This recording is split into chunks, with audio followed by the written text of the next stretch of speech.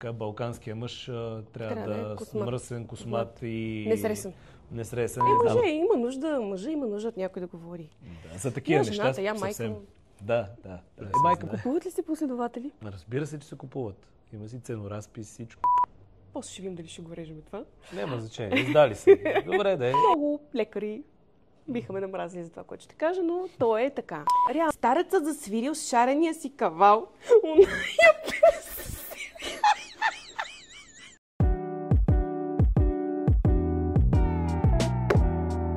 Здравейте на всички, аз съм Деси Деспотова и това е моят подкаст Beauty без филтър.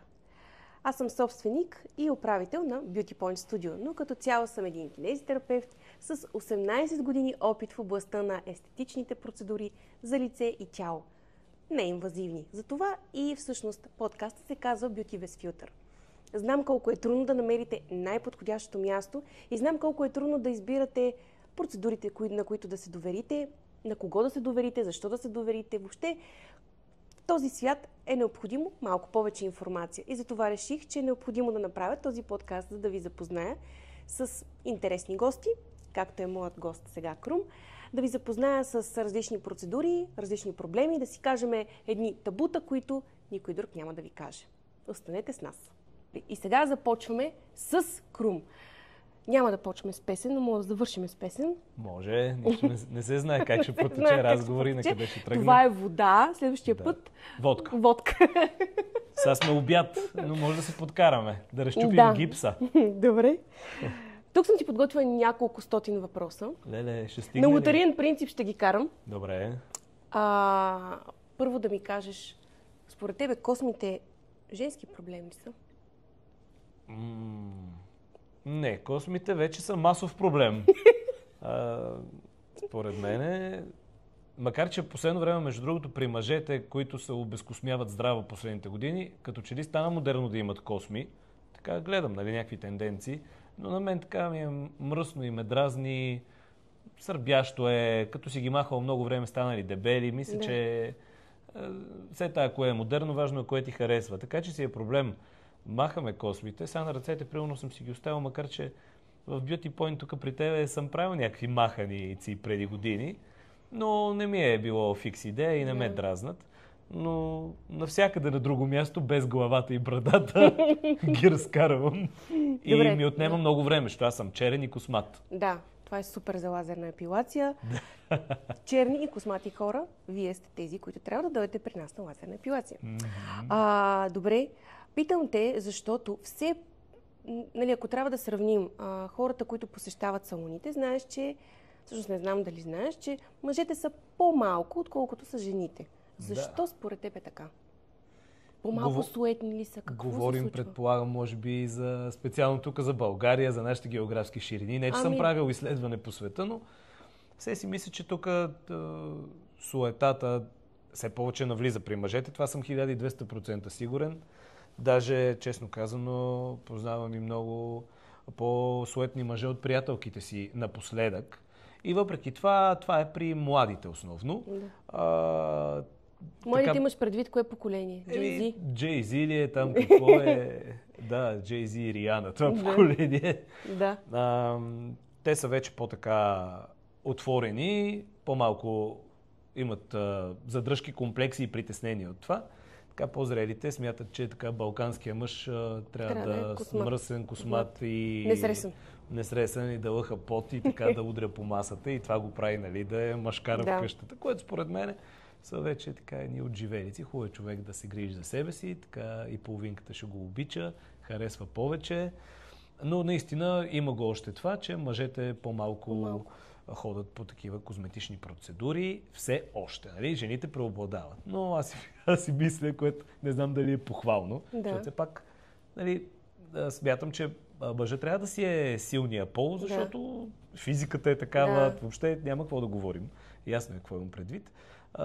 Но почват да стават изнежени от към характер. Тоест процедурите и грижата за външния вид не трябва да се умешват с оженчването на мъжа като характер и въобще движещата сила в семейството, водещия, да взима решения, да е стълба в къщата, да може да се опреш. И това няма общо с външния вид, поне за мене. Тоест, мъжът трябва да си е мъж, жената да си е жена, но мъжът трябва да е поддържан мъж. Ами така смятам аз. Не мисля, че това ще го направи, примерно, мен ми е ясно какво си мислят, нали, повечето мъже. Това е гейско, това е женско, това не е за мене. Тоест ти сега ми казваш, че не е женско и гейско, да си махнеш косми, които те дразнят, които ти правят възпаления, които... Не е задължително, нали? Нищо лошо няма. Абсолютно, но е по-добре да нямаш такъв дискомфорт. Въпросът е, че мисля, че не е това показателното, да. И че много хора се притесняват нещо да не им се слагат етикети и затова влизат в тия клишета. Че е причината да не си правят? Убеден съм, че това е причината. Всеки така му се ще да мяза на човек, да се израза по-забавно. Между другото, сега като се замисля, може би 90% от мъжете, които ходят при нас, техните жени са ги довели. Хубаво. И си мисля, че това е защото, да речем, виждайки, че жената се чувства по-добре, правейки нещо за себе си, и той казва, що и аз да не взема си направя нещо, я гледа жена ми каква е щастлива и доволна. Да, и самата жена го е довела, т.е. той има спокойствието, че тя няма проблем с това, няма нещо да си помисли, че той нещо е кекав или не знам какъв вече казахме. И няма да тръгне сам, има нужда някой да го води, което пак е така малко странно. Ама мъжа има нужда от някой да го води. Да, за такива неща съвсем. Да. Майка му надали ще говори да си маха космите.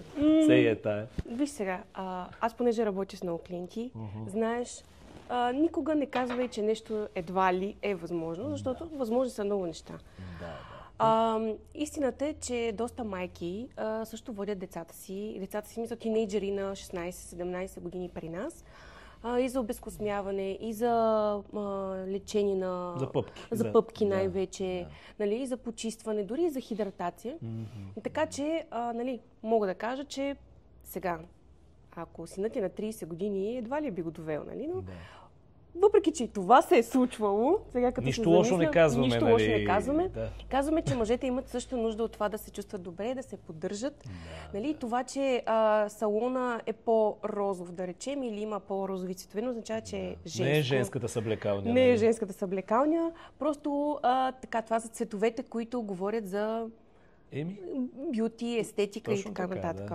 Добре. А и розовото за модерно може да имаш розова риза, розова тениска, пак да си момче лятото, това онова. Да, значи цвета не определя. Със сигурност не определя нито сексуалната принадлежност, нито характера на човека, нито неговата позиция в обществото, така и в семейството. Да. Добре. Говорейки си за мъже и за неща, които все пак се случват както при женския, така и с мъжкия организъм, според тебе стареенето мъжки или женски проблеми? Аз напоследък гледам много да не го мисля като проблем, че иначе ще изтреща. Понеже нали съм артист и ми се ще така дълго време да изглеждам добре и затова и толкова години вие се грижите за мен, за което съм благодарен. И според мен е проблем до толкова, доколкото човек иска да запази да запази своята младост. Тъпо се изразих според мене. Иска да си е... Да запази усещането за това да бъде харесван, да бъде желан. Тия неща помагат във всичко, и в работа, и в лични отношения, с гаджето, в семейството. Нали.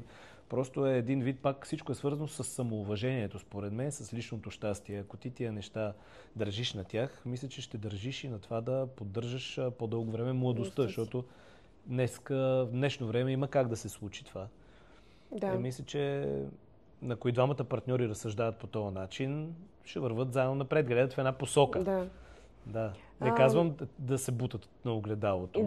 Кой ще застане. Ще си купат 2 огледала да се бутат. Да, но на жената й трябва повече време, нали? Грима е много по-голяма работа. Жената там застава по половин час ли колко трябва да седи. Пък коса, пък неща. Добре. По отношение на специално за процедурите, и когато говорим за мъже и процедури, пак казвам, че мъжете по-малко си правят процедури. И сега казвайки, че всъщност стареенето, а то е така, не е само женски проблем, мъжката кожа също старее, нали, също се появяват бръчки и такива неща.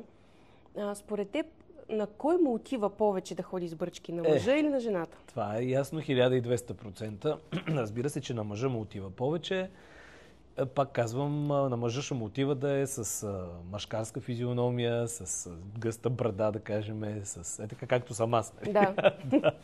Не, че сега чакам с бръчките ги бавиме още, нали, правим каквото можем, но по принцип бръчките биха отивали така на мъжа и затова казват, че мъжа с годините, така, със стареенето, озрява, става по-мъжкар, по-готин. Да. Разбира се, ако пусне едно шкембе, отиват на кино тия неща. Трябва да, ако иска да е готин, да държи шкембето в приличен вид. Нали? Ясно е, че плочките са нещо много амбициозно. Със стареенето, да. Да. В интерес на истината, когато съм разговаряла с мъже клиенти, най-често идват, нали, или за косми, или втората основна причина, поради която идват, е коремите. И всъщност, да, говорейки си за коремите и за мъжете, пак, нали, казват, че сега един мъж дали има коремче или няма коремче, не е много така голяма работа, те се вика. Да.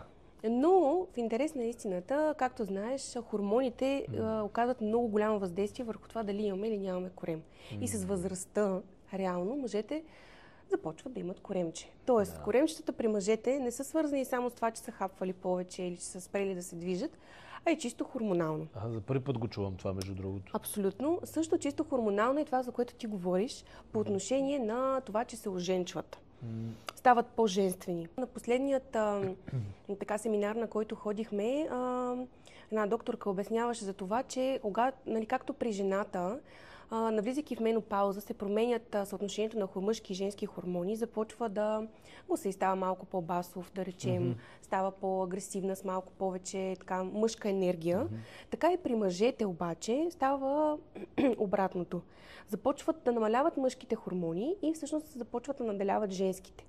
Това обаче се случва много по-рано, отколкото при жените. Тоест, ако жените пред менопауза и менопауза са около 35-40 годишна възраст и натам, при мъжете може и преди това да станат по-женствени. Но то не е Не е нарочно. Не е нарочно, разбираш ли? То е просто хормони, които започват да те карат да деца вика гласът ти може малко да изтане, да почнеш да си по-кокетен, да въртиш китки и така нататък. Да. Да се чупиш. Да се чупиш. И това е само единствено съотношението с хормоните. Като танца на новия ерген, който си въртеше дупето в един епизод и всички много се чудеха какъв е този танц. Ами аз не гледам Ергена и не знам, но ще го гледам. Там и нататък. Да. Та всъщност исках да кажа, че както стареенето, така и промените, които са в телата на жените, се случват и при мъжете. По принцип, при жените се случват по-бавно нещата, особено в предменопауза, менопауза. Мъжете обаче също вече страдат и от женски болести, т.е. болести, които в учебниците пише, че по-голяма част от жените засяга, да речем Хашимото. По-голяма част от жените, нали, страдат от това заболяване. Всъщност се оказва, че има вече и мъже. Аз си го обяснявам изцяло с... Просто света толкова започва да се развива и започва толкова много да... храната, която ядем... От яденето, хормони, неща... Да, начинът на живот просто на мъжа и на жената става... Просто започва да се обръщат нещата. И природата, според мен, си знае работата и така започва да се грижи това. Мъжа в един момент пък да стане и той малко по-женствен. Започне той има някакви емоции да изпитва, защото... Това за емоциите е хубаво да ги... Според мен всеки ги изпитва човек. Въпросът е, че мъжете май ги криеха последно време, но все повече, даже те са по-чувствителни, повече плачат и... Което няма лошо. Не, няма лошо. Въпросът е, че по някой път, нали, да не се сърдиме на мъже, които си поплакват често. Нека да има естественост. Абсолютно. По някой път хормони са причината за всички тези неща. Избива. Се някъде трябва да избие. Добре. Исках да те питам за дали имаш някакъв негативен опит с процедура, която си правил, без значение инвазивна или неинвазивна. Негативен опит.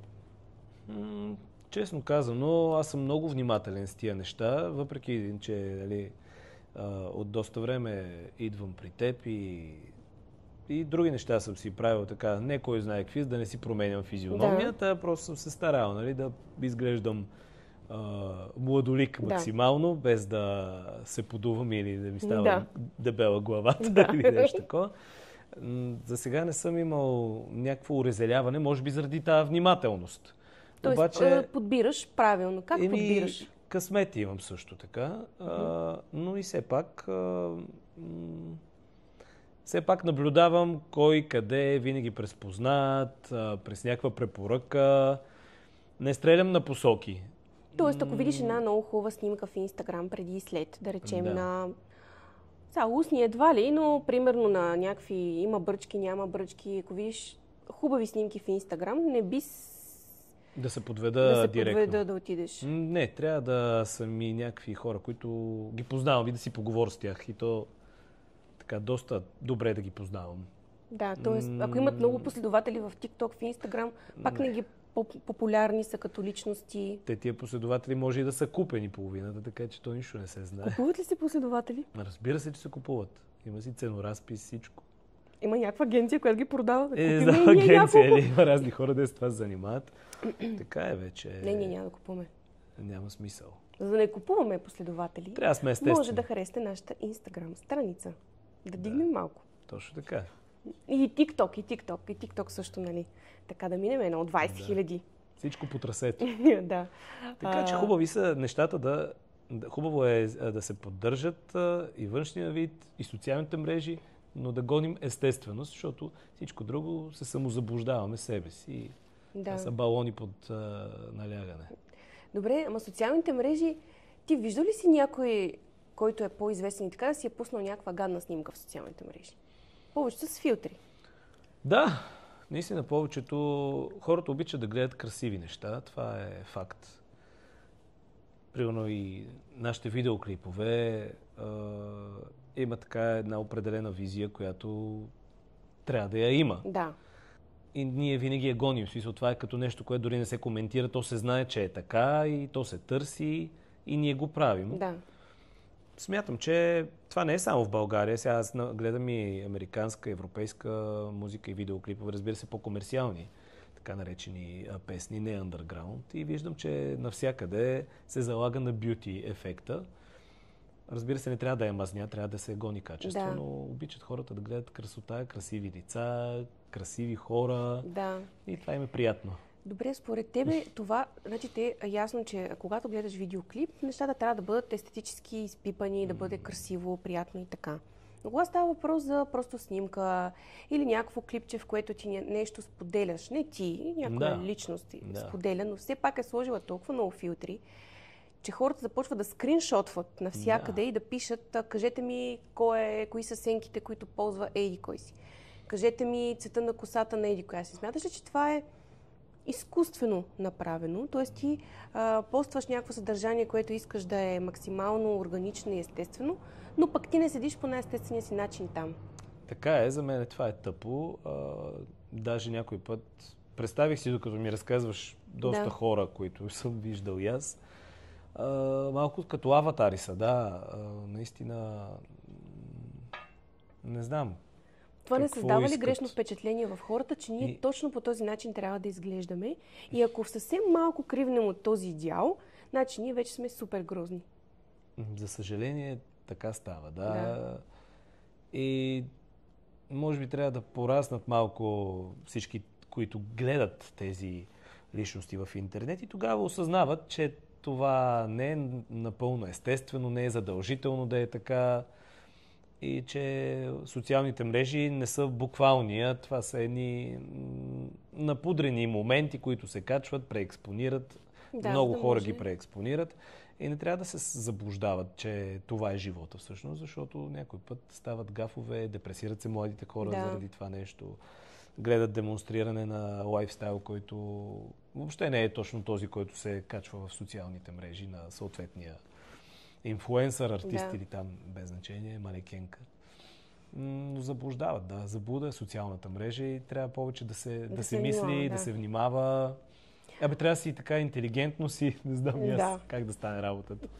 Питам те, защото нали, тръгвайки оттам как избираме едно място, на което да отидем терапевт, повечето хора се насочват, може би по-младите, се насочват първо чисто визуално как изглежда фида на този човек в Инстаграм, без обаче да си дават сметка, че този фид може да бъде ръководен от маркетинг екип. Точно така. Тоест това не е неговата работа. Второ, гледат клипчета, които той прави, които той много танцува или има някакви много хубави транзишъни, но пак това не е резултат от неговата работа.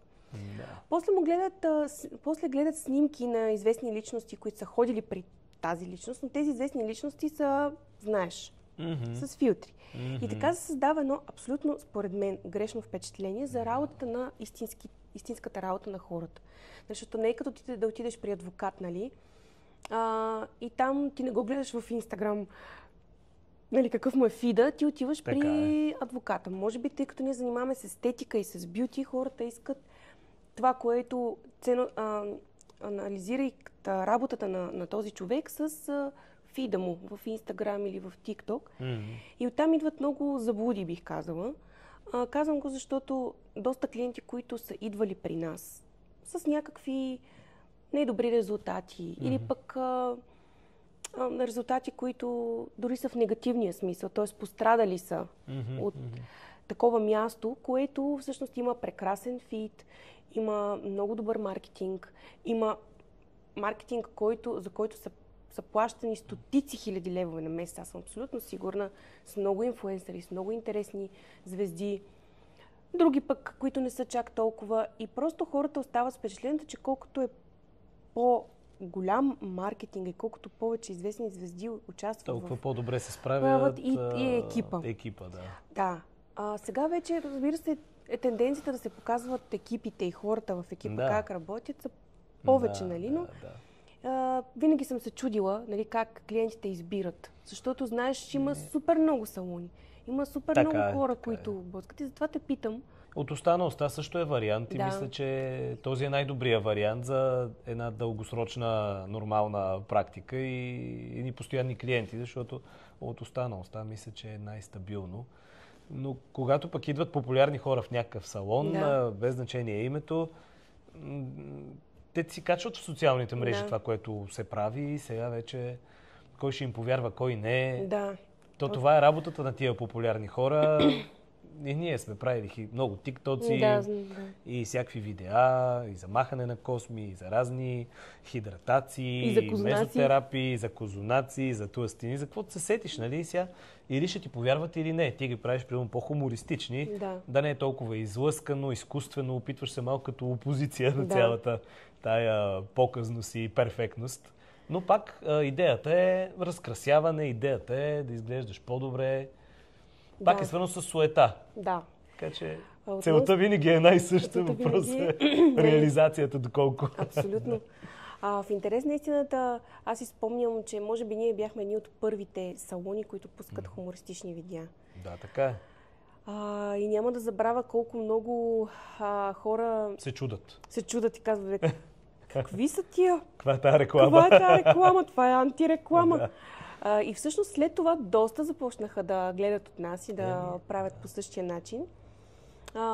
Ние между другото направихме една анкета, която попитахме нашите клиенти какво искат да гледат в социалните мрежи.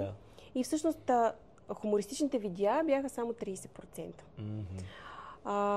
Останалата част искаше да види истории на клиенти, успешни истории на клиенти и вече други разни моя успешна история, как се е развила екипа и така нататък. А караници не искат ли да виждат?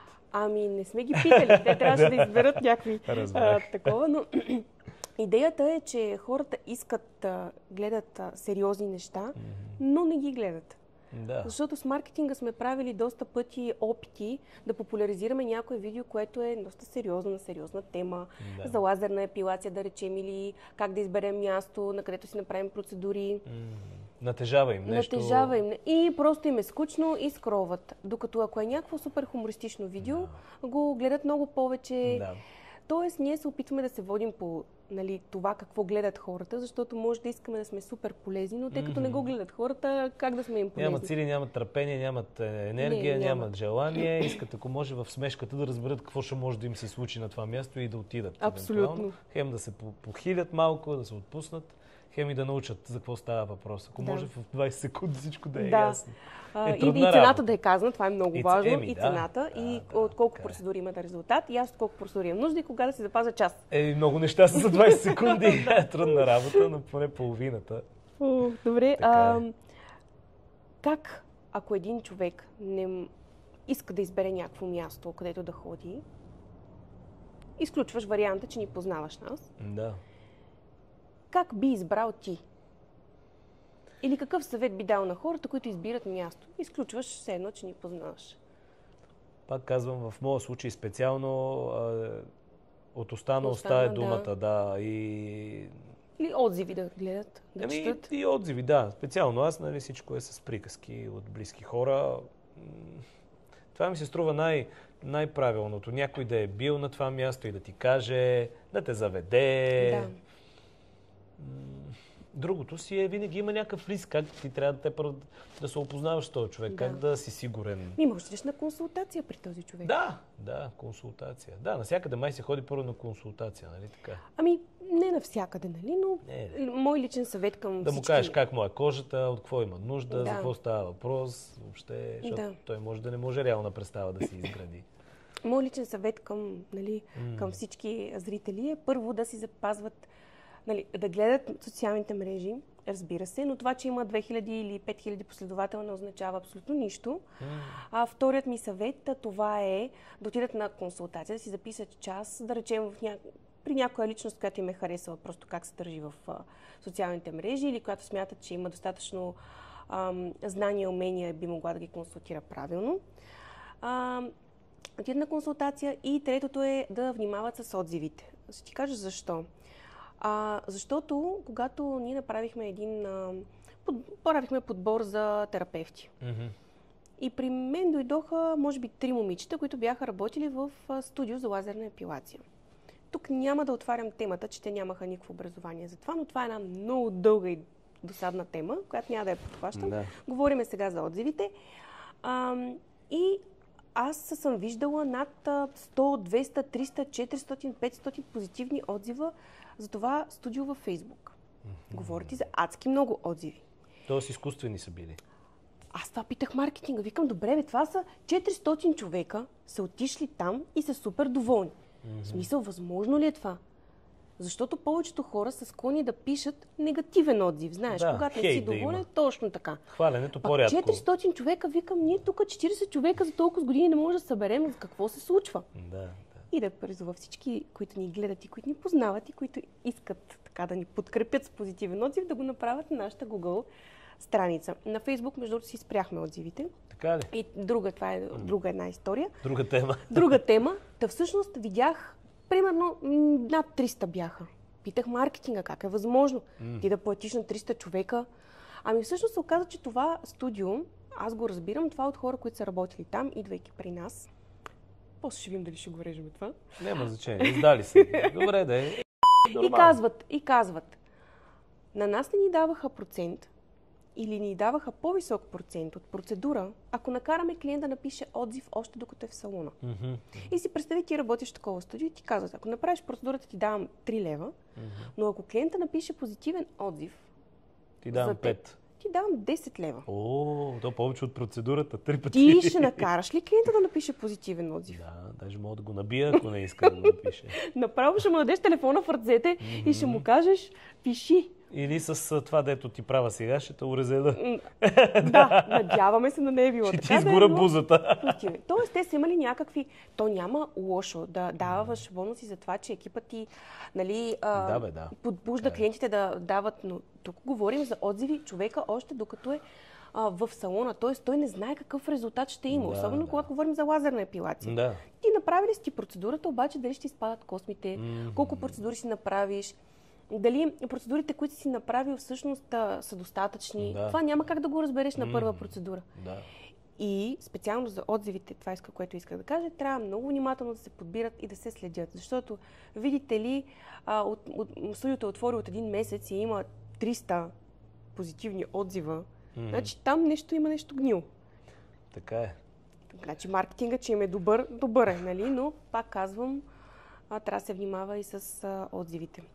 Затова ние призоваваме повече в Google, защото в Google има, между другото, алгоритъм, който Google знае всичко и, между другото, ако не си бил на това място, е много голяма вероятността да не ти, самия отзив да не ти го приеме. А знаеш, че Google ти следи локацията. Знам, да. Да, Google ти следи локацията. Ако не си бил на това място, много вероятно да не ти приеме отзива. Което от една страна е добре, защото имали сме, особено на Facebook страницата, имахме няколко негативни отзиви, които бяха от хора, които дори не са идвали. И това дори бяха хора, които си запазиха час, не дойдоха на процедура, не се обадиха и след това ни нахейтиха във Facebook с една точка. И това супер много ни свали рейтинга и тогава казах само в Google. Така много се разприказвах. А коя е процедурата, която никога не би повторил? Преди години бях на една мезотерапия, на която много ме болеше. Не знам от самата съставка, която беше ли от игличката или от това, че нещо. Чувал съм, че ако човек не е спал добре, примерно е по-чувствителен. Да. Това нещо не бих го повторил, защото ми течаха сълзи през цялото време и крещях се едно, кой знае какво. Да. Когато човек има нисък праг на чувствителност, такива процедури по-добре да не си прави. Аз съм по същия начин.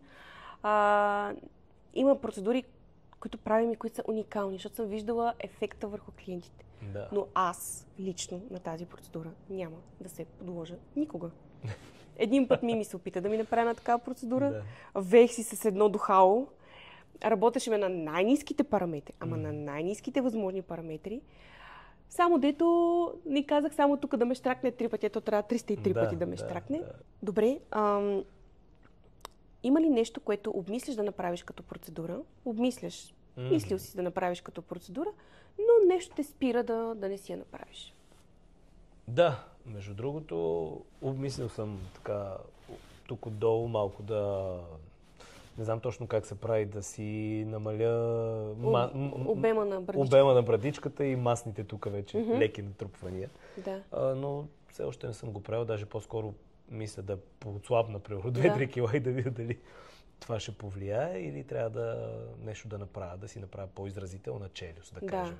Jawline. Да, това ми е в главата ми се върти, но все още нито съм възпитвал по темата, нито съм изсмеял, защото пък имам някакви такива слухове, може би нереални, защото не съм правил голямо запитване, че може да се отпуснат мускулите тук, ако се пипа, че после може да стане обратния ефект, повече да се отпусне. Знам ли, аз тия неща са ми малко притеснителни и не мога прецена. Да, така е. Това е хубаво, нали, че не се впускаш веднага не пишеш Google премахване на двойна брадичка и само първото нещо, което ти излезе да го правиш. В интересни на двойната брадичка проблемите са два. Основно е първо, нали, натрупване на масна тъкан. Но втория проблем, това е от самата кожа почва да старейки, губи колаген. Да. И оттам тази масна тъкан леко се отпуска, в смисъл повисва се едно. Да. Сега, вариантите има продукти, които се поставят по някакъв определен начин в кожата и в масната тъкан, които действат редуциращо, но след това трябва да се стяга, както ти каза. Има процедури, които са апаратни, които са ще ти трябва доста повече пъти да се прави това нещо, тъй като едните от тях са механични, другите са с енергия. Но пък бих казала, че той е по-безопасния вариант, отколкото инвазивния вариант. Да, разграждането с... Точно така, защото първо това може да не ти разгради веднага, второ да са необходими повече от една, да се направят 2-3, което там е доста чувствителна зона. Така че моят съвет е първо да пробваш с по-софт варианти. Нали, ти нямаш някакво изразено зверско отпускане. Нали, почваш си с софт вариантите. виждаш какъв е резултата, удовлетворява ли те и след това. Това е моят съвет към всички, които са решили да правят нещо по лицето си. Първо да почнат с по-леки варианти, независимо от възрастта.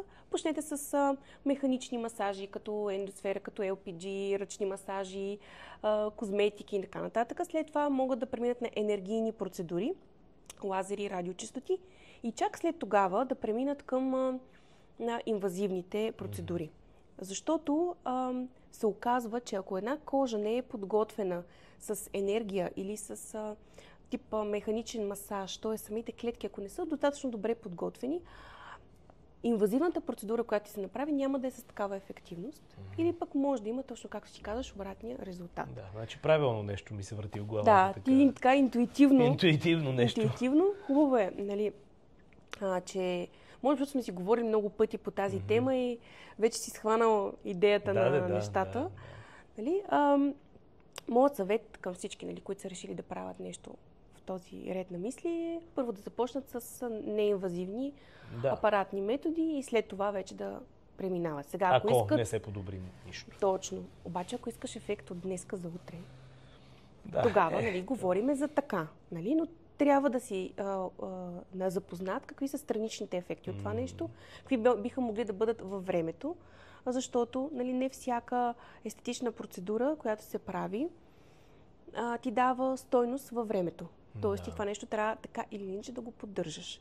Много лекари биха ме намразили за това, което ще кажа, но то е така. Реално, ако искаш бърз резултат, правиш инвазивна процедура. Но трябва да си наясно, че тази процедура може да не ти даде стойността, която ти е дала в момента, с времето. Да. Разпадаш се, искаш да кажеш. Не се разпадаш. Постепенно се разпадаш. Не, ти не се разпадаш, нали? Но да речем, трябва пак да отидеш да направиш. Кожа ти старее, появяват се петънца, тази бръчка, тези продукти няма как да се справят с качеството ти на кожата. Да. Но пък това, че си правил такава процедура, те ограничава в друг тип процедури, които да си направиш. Сещаш ли се? Сещам се, говорили сме го. Да, ти си направил естетична процедура инвазивна, която дава ти обема, дава ти опънатостта, но имаш пори, имаш петна, имаш суха кожа. Сега за сухата кожа, ясно, там хидратацията, тя не пречи, нали, на... Да си пиваш водичка. Да си пиваш вода и да си правят хидратиращи процедури, но до там. Всичко останало, което би могло да ти подобри качеството на кожата, е хикс, тъй като човека е правил естетична процедура. И сега имам едно предизвикателство към теб. Вау! Всъщност те са две предизвикателства. В стрес съм. Имаш 120 секунди да ми зададеш колкото искаш въпроси. Първо трябва да засечем 120 секунди. 120 секунди. Това са 2 минути. Това е много време. Аз ще си го сложа. Значи имаш 120 секунди, в които да ми зададеш въпроси, на които аз да ти отговоря. Готови ли сме? Да. Тук ще държа. Айде. Тормозиш ли екипа? Много ли си взискателна? Да, много съм взискателна. Издръжливи са обаче? Или ги подбираш? Как ги усещаш? Някои не издържаха. Някой, да. Сещам се за няколко даже. И веднъж се спомних за една, дет казах, че няма да издържи. А ти още не беше... Да, аз го предрекох. Както и да е. Ние тогава пуснахме анкета и разбрахме, че не е за нас. Да. И не само това, но решихме, че е така. Добре, да. Има ли камери тук? Да. Не, е страшно. За такива инфлуенсъри, рекламни лица, актьори и други някакви. Какво гледаш сега? Колко минути остават? Добре. Да, минута, да. Такива, примерно, инфлуенсъри, певци, рекламни лица. Държиш на комерциалността тяхната или по-скоро не гледаш чак толкова чисто като какво ще донесат, дали са силните на деня, а по-скоро ги гледаш като качествени хора. Какво ти е... Трябва да ми харесва самия човек, трябва... Преди не беше така. Да, била си по-комерциална. Да, преди беше колко лайка, колко последователя, колко така Брояла си. Да, но след като имах един изключително негативен, да не кажа два, но един от тях е така... Това е друга история, ще си говорим за инфлуенсъри. Да, някой трябва да наплюем. Явно за да кажа историята. Така, Не, може да си поговорим после, ма като минат така. Добре, така всъщност, значи, избирам ги изцяло да ми харесват и да ми харесват тяхната ценностна система. Да могат да са сериозни хората. Да, защото това опита ми показва, че когато имам усещането, че този човек няма да свърши работата, той никога не я свършва. Да, тоест усещаш хората, искаш Усещам да кажеш, ги, имаш да. си го Да, това. имам си го. Да, браво, супер. Той е голям салон, дето го отвори. Да. Ти колко време го подготвя, за да се отвори? Защото ние бяхме преди години, нали аз идвам от много години при тебе. Едно доста по-малко, кокетно, пак много хубаво място. Развъня се. Развъня се, защото много дълго говориш. Ма нищо, имаш право, имаш. Да. И колко време въобще планираше и подготвяше тук паралелно с работата ти там? Как успяваше да седиш и там и тук и въобще беше ми много странно това? Все едно, че си хванала някаква голяма бригада, така изглеждаше отстрани, когато да бачка. Към голяма бизнесменка. Така, значи, аз започнах да обмислям втората локация още през лятото на 2024. Но все не ми попадаше подходяща обява. 23-та, да. Защото много скоро 24-та. Да, 23-та, аз още съм в 24-та. Да. Така, и все не ми попадаше подходяща обява. Имах определени критерии за мястото. И съответно после се срещнах и се запознах с една, която след това ми стана приятелка, брокер. И всъщност и казах моите изисквания. Проблема беше обаче следния, тя ме предупреди за този проблем, че когато тя търси като брокер, не ѝ излизат голяма част от самите обяви, защото те са насочени към крайни клиенти, а не към агенции. И всъщност аз го намерих това място, показах и го на нея и с нея тук вече дойдохме да гледаме. В интерес наистина не беше това помещението, което бях харесала, съседното, което е 3 пъти по-малко от тук. Разбрах. И в деня, в който щяхме да подписваме договора, аз казах, мога ли да видя голямото. И влязох на голямото. То нямаше стени. Беше си... Било е хале. Хамбар хале с една тоалетна и тук отзад. Да. И просто си представих Beauty Point вътре. Браво. И си казах, това е. Найма беше 4 пъти по-висок, отколкото на по-малкото помещение и 10 пъти по-висок, отколкото на старото място. И просто ти като си го представиш и като го видиш и си казваш, това е мястото. Имаше бригада. Имаше бригада. Те започнаха да работят на 22 декември. Зимно време, преди Зимно Коледа. време, точно преди Коледа. Работиха и на Коледа, работиха и преди около Новата година и всички стени бяха готови, мисля, че януари месец началото. Да. После имахме малко пререкания с РЗИ. Направихме на ремонт заради мивките. И след това февруари месец започнаха други мъки, по отношение на някакви неща. И всъщност истината е, че ако не беше собственика на това помещение, той да юрка бригадата, може би още нямаше да сме отворили. На човека. Като съди ремонта вкъщи, че продължи една година, значи тук... Попаднала си на хазяин, така да се каже. Първоначално много така ме стресираше това, че иска да участва, обаче после си вика, човека, идва тук. И той монк, разбираш ли, само нещо да има, почва да им дудня, беше страшна работа. После имахме там така че наистина той свърши доста голяма част от работата. Аз работех горе, но по-малко часове. И то тогава ние като започнахме, тя ми излезе в отпуск по майчинство и всъщност останаха 2 човека, които да работят. И в момента, в който отворихме, това вече е най-големия бум, в момента, в който отворихме, един от хората, които работеше с нас, каза, че иска да си тръгне. Нали знаеш, едно хубаво, после баланс трябва да стане, някаква простотия. И така, така. Това е историята на 2 на 3, да. И така, ако искаш, мога ти разкажа за някой инфлуенсър. Щом го захванах този въпрос, той беше така, беше ми интересно. Значи, аз много уважавам тази професия, защото тя наистина си е професия. Да. Обаче е професия, според мен, за хора, които наистина са го взели като професия, а не като И аз имам много последователи, шопа да не ходя си направя една процедура. Да. После, ако искам, ще им пусна поста. Ако искам, няма да им го пусна поста. Важното е, че нещо са ми направили за без пари. Това е водещата сила. Казвам от сега. Запитвания от такива хора. Ма не ме интересува, ако ще 200 хиляди последователя да имате, 300 хиляди, след вас да ходят като, как се казваше на този футболиста сина му, дето дойде тук в България. Значи и 200 хиляди последователя да имат, и да ги следват след тях да ходят. Да. Просто човека, когато не може да си върши работата като хората, не си я върши. Случката беше следната. Дойде, направихме и процедура. Тя имаше проблем, който ние решихме. Тоест, ние не правим процедура... Не е никога да я кажем, какво?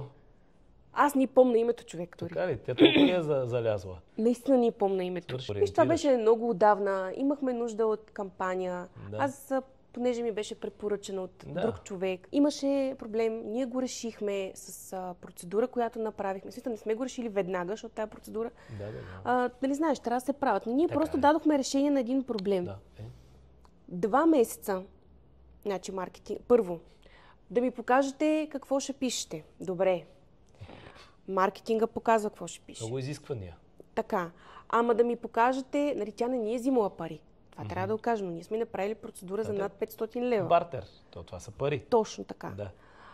И тази процедура не е като да няма консуматив към нея, нали? Тоест така нещо си. 2 месеца. Кога ще пуснеш постовете, Тя не й харесва, че пишело, че имала... Не може от тя да има проблем, да речеме. Не си спомням думата акне, примерно. Да. Трябва да пише пъпчици. Добре, кой като има пъпчици, чици, ще си направи тази процедура за 500 лева? Ти трябва да имаш проблем. Разбираш ли? Иска бартера, но не ще да си каже какъв е проблем. Не иска да каже какъв е проблема. И знаеш как беше пуснала по сторитата? Как?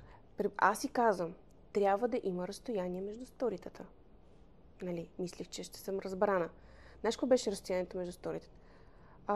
Стори, някаква друга щуротия, стори, някаква друга щуротия, и ти като си и фен и като изследиш сторитата, и ще кажеш, всъщност, какво стана?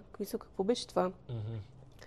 Така не се разбра, нали, в смисъл, това после, всъщност тя ги пусна сторите, защото аз задействах една друга система, която имах, и това беше този общия човек, който имахме ние. Да я тормози. Да извъни. Да. И тормоза беше, ако до утре не си пуснала с постовете, мислимо. В смисъл... Директно. Заплаха, атака. Просто и от тогава имала съм и още 2-3 такива... Кифли.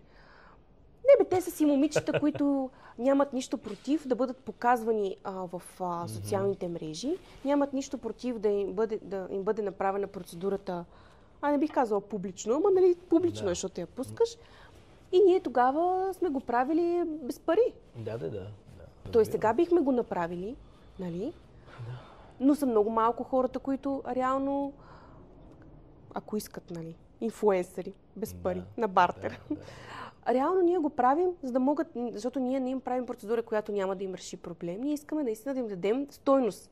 Да. Но искаме и те да дадат на стойност. Знаеш, имаме сме и ние един такъв общ познат, нали, който по същия начин, нали. Да. То трябва да го ръчкаш не знам с какво да го ръчка, за да може да си свърши работата.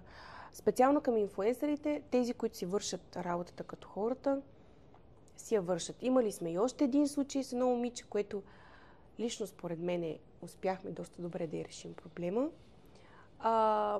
Тя пусна едно видео, ние просто й казахме, че видеото е окей, но тя набляга на неща, които във видеото... Няма да казвам точно нещо конкретно. Представи си, че уча английски и ти си ми учител по английски. И от тебе съм научила 20 000 думи. И аз правя видео, в което казвам, Крум е един страхотен учител по английски. Аз уча английски от 10 години и успях да науча 20 000 думи. Сега това как ти звучи? Стерилно. Стерилно и не, че Крум ми е помогнал да науча 20 000 думи. Аз уча английски от 10 години. Да. По същия начин беше и с този инфлуенсър. Нали? Там проблема беше просто липсата на комуникация, на, как да кажа така... Не сте си говорили кой какво си представя. Ние си го говорихме много. Ама явно си говорила. Въпросът е, че... Няма кой да чуе. Да. Коя е тая? Не знам. Не мога да ти кажа. Не мога да се сетя името й. Нищо, честно казано, защото хората, които са ми свършили работа, им помня имената. Но тези, които не са ми свършили работа или такива, които аз ги викам, разбираме се, отменят. Втори път ги викам. Разбираме се, отменят. Трети път отменят. Нали? И тук си говориме още за първа среща. Не говориме за това да дойде да направим процедура на този човек. Трудна работа. Несериозни хора, колкото искаш, аз познавам всякакви. Има, разбира се, има хора с така ниска дисциплина, нали, не ценят времето на останалите. Така, както клиентите ни имат негативен опит с така, и ние като клиенти на инфлуенсърите също имаме негативен опит с тях. Свърши първото предизвикателство, сега имам още едно към теб. Знаеш ли колко е трудно да слушаш? Да слушаш ефективно. Тоест не само да чуваш какво ти говорят. Да не ти влиза и да ти излиза през. Точно така, да се обработва вътре информацията. Трудно е, наистина. Трудно е. Представи си работата на един терапевт като нас. Междувременно ти докато слушаш, трябва да слушаш, нали? И да си фокусиран върху това, което правиш. Да. Защото иначе ще изгориш някой, или ще му бъркнеш в окото, или ще му изгориш до пето. Или почвам да се чуда, като избори окото до пето, какво точно ще трябва да правя. Почвам да се стряскам. Ще ти чета едни изречения, които ти трябва да повториш абсолютно дословно, а междувременно ти ще ми слагаш маска за лице върху лицето. Така трябва да ми я слагаш, че да мога да говоря. Тя не гори, нали? Не е нещо. Притеснявам се. Не, аз ще се старая, но да не ти направя нещо. Само дето си изтекал срок на годност, затова ще ми я... Добре. Ще отиде Езян. Добре. Така, значи, аз чета. Започвам последният начин. Казвам думата зачитам, чета изречението и ти казвам какво казах. И ти отговаряш. И го повтарям това изречение. Точно така. Добре. Тоест винаги започвам с зачитам. Да. И това не го завършвам. Казвам, зачитам. Не. Ще кажат хората, това е малумен да повтаря всичко дословно. Така. И завършвам с какво казах. Да, добре. Готов ли си? Ето. Готов съм. Повтарям условията. Започвам с зачитам. Да. Казвам го. Помна. Да, какво казах и ти почваш. Аз го казвам и аз. Когато не го кажеш като хората, аз казвам грешка. Да, и? И отново, докато не го кажеш. Добре, и без шамари. Без. Добре. Не го тръскай. Добре. Нали, трудно Това пада. не е бар. Да тръскаш шейк. Не, трудно пада. Така, добре. Готов съм. Къде ти е това? Кой? С четката. Тука. Имам си, аз си имам мой стил. Това е много готино място. Аз по джобовете си слагам. Не. Съм професионалист. Готов ли си? Да. Зачитам. Стегнал се царският син за дълъг път и на сутринта тръгнал натам, където залязвало слънцето. Какво казах? Стегнал се царския син на дълъг път сутринта, на където слънцето залязва. Грешка. Аз го казах почти. Зачитам. Стегнал се царския син за дълъг път и на сутринта тръгнал натам, където залязвало слънцето. Какво казах? Стегнал се царския син и на сутринта на дълъг път тръгнал натам, на където залязва слънцето. Грешка. Зачитам. Стегнал се царския син за дълъг път и на сутринта тръгнал натам, където залязвало слънцето. Какво казах? Стегнал се царския син на дълъг път и на сутринта тръгнал натам, на където залязва слънцето. Почти, айде да не те демотивирам. Браво, ще ти кажа. Така си имам нужда. Така, а по тях пладнувало суро стадо. Какво казах? Под тях пладнувало суро стадо. Браво. Овчарът се събудил, скочил на крака, грабнал кривака и усмирил песовете. Какво казах? Овчарът се събудил, грабнал кривака и усмирил песовете. Грешка. Зачитам. Овчарът се събудил, скочил на крака, грабнал кривака и усмирил песовете. Какво казах? Овчарът се събудил, скочил на крака, грабнал кривака и усмирил песовете. Браво!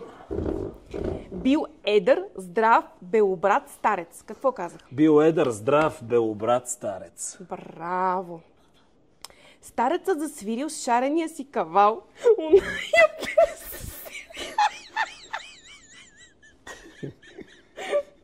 Добре. Започвам. Зачитам.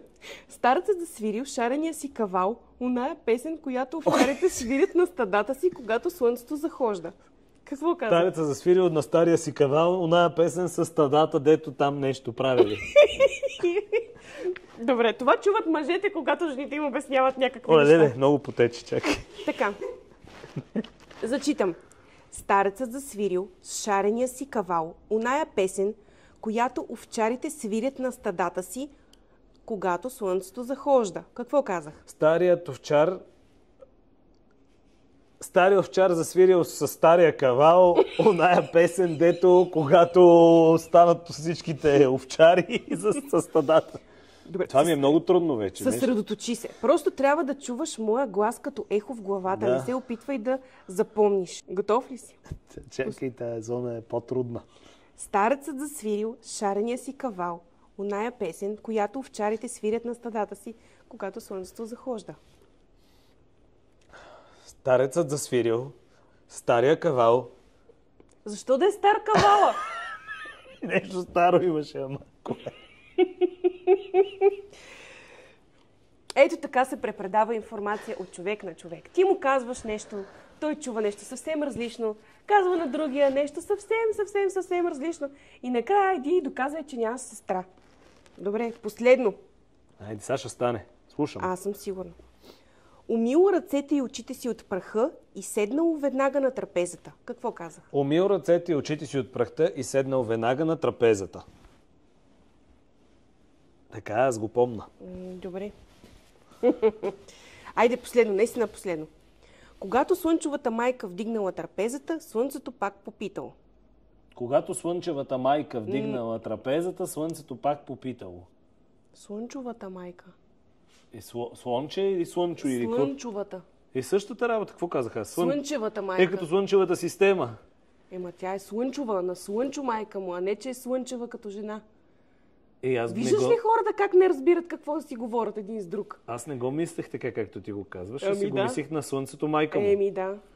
Виждаш ли защо това е тест за комуникация? Браво. Виж колко добре ти се получи. Еми добре, може да ме снимате. Чакай. Как го правят? А защо го правят? За да е хубаво. Добре ли сме? Мисля, че добре се справихме. Супер! Аз мисля, че съм готов. Добре. Браво, справи се доста добре. Нали? Да. Нищо. Между другото, да. Шарен му е кавала. Шарен, не шарен. старен. Се му идва да му е стар. Благодаря ви, че бяхте с нас. Благодаря и на Крум за това, че прие поканата. И така се позабавлявахме и си казахме някои неща, нали, така, като за подкаст. Лично. Ако този подкаст ви е харесал, първо, лайквате, шервате, пишете коментар. Хейтли коментар ще бъде, готин коментар ли ще бъде. Хич не е важно. Важното е повече от вас да знаят какво искат, кого да изберат и най-важното Къде да го направят? Така, ако все още има някаква известно колебание, че ние сме хората, нали, може да гледате още един-два подкаста, мога пък да ви дойде в главата. Не, разбира се. Идеята, нали, на този подкаст беше да ви насочим към това, какви процедури да си правите, защо да си ги правите, къде бихте могли да сгрешите и място, на което да си направите тези процедури. Лайквате, шервате там всичките неща, които се правят в социалните мрежи и много важно да ни последвате. Значи, дещо видите Beauty Point, го следвате.